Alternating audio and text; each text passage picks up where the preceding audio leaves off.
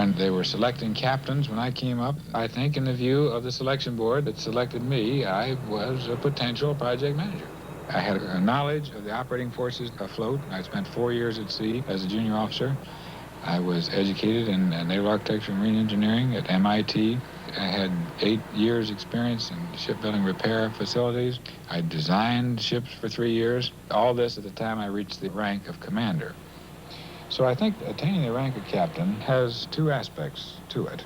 One is past performance, as it indicates the potential for the future, along with the need of the Navy at a particular time. Well, I've been a project manager for the program for 5 years now. There are 30 ships being planned for this destroyer, the 963 program. The yard was built by the private industry. The Navy contracts with them for these ships. My responsibility is to ensure that the terms of the contract are met. The Navy receives the ship that was specified to the contractor. With all the ships being built in one yard, I spend about 1/4 of my time here. The other time is spent in Washington, where the money is, and also where the center of the Navy support system is, at least policy-wise. Hey, is it going to rain today? Working in Washington always involves the problem of transportation, how to get to work. My second car happens to be a 3/4-ton Ford pickup truck, the bed for my camper. During the working season, I take the camper off and drive the truck to work.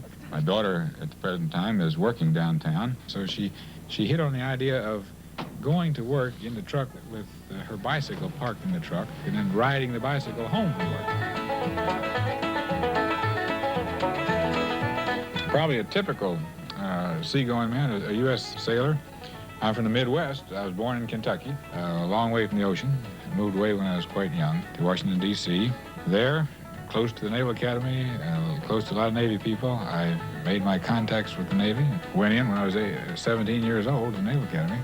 Of course, I will admit that a war came along and I had to go someplace.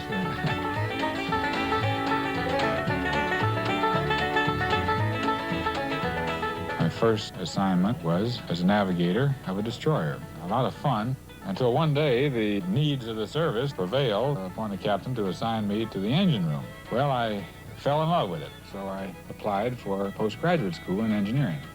It's a big decision to make to go this way. It means you give up the opportunity to command a ship at sea. Well, I've enjoyed the engineering career. Our annual shipbuilding budget runs, it varies, but it'll average $4 or $5 billion a year. We have hundreds of ships, and although the numbers are declining and we are threatened with the loss of our superiority at sea, the support necessary to maintain them, to acquire them, to keep them operating is really a big business.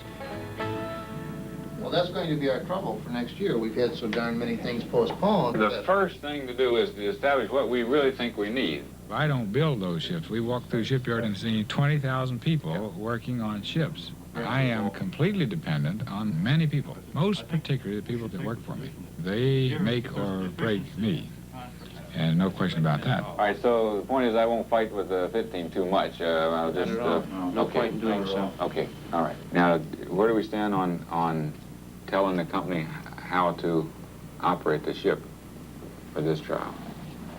We've not told them a thing.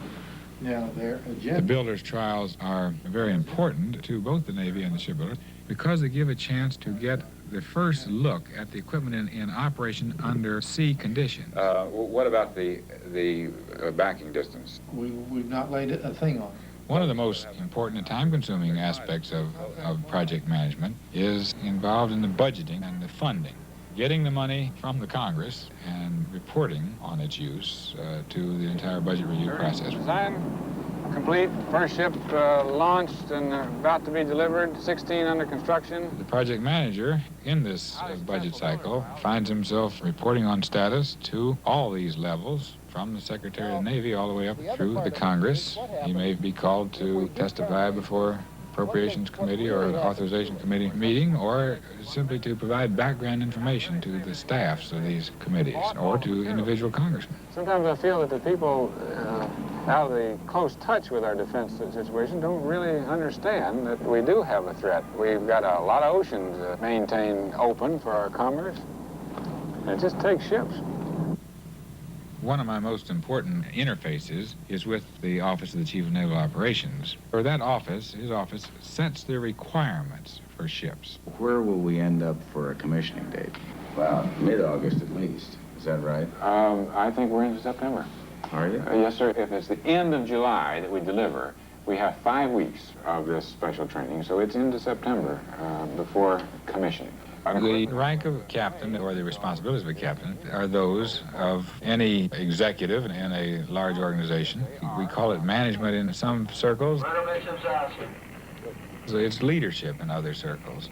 Good managers and good leaders usually have similar characteristics. Captain Marks, today is in command of your flight this evening. Yes, The image of working in Washington is one of a lot of paperwork and desks.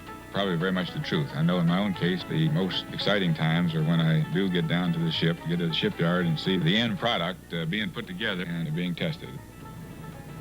In the material business, you start out building something, there's a goal and there's an end point, and that's very satisfying. Naval architecture is the most sophisticated engineering discipline I think we have in our modern day. A major ship is a combination of engineering and ideas of living, which we just don't find in other forms of architecture or other forms of engineering. Project manager is not really an engineer.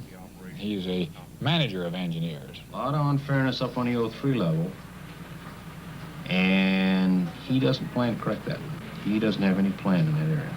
Now, how about scuppers? We've used all the Navy scuppers on the supply system. We've added a couple. It's reduced the thickness of the grout by 50% easily. The shipbuilder has a project manager who is my parallel. I talk to him on the telephone several times every day and night. Of course, I must meet with him frequently. We fully intend to go to sea, 2 trials with you with a deliverable ship. Here's a list of representative deficiencies. You're looking at things like missing fan shields, loose dogs on hatches, damaged insulation, cable penetration not sealed. I'm not a stickler for detail. I'm not at all. I have to have a flavor of what's going on. The best way to do that is to get into some specific details. So you can trace a JP5 line down there, and it's purple in one engine room. The next engine room you go to, and it's brown. What I'm looking for is examples. Of course, the major problems I would get into great detail on. Another satisfaction that I've had in the Navy is the Navy family life. And this may sound a little bit unusual. There's an awful lot of moving. There are separations. But it has been exciting for the whole family, and it's been a unifying force, really. The delivery of the first ship of the class of this 30-ship program constitutes a very important milestone. The loose ends have been pulled together in an effort that's taken some 5 years to produce a final piece of hardware. A young man can have a great life. He's important. There are other people depending on him. He's responsible for men, material, and for his country's well-being. There's no question that a Navy captain, whether in an air, surface, or submarine command, depends on the performance of his people.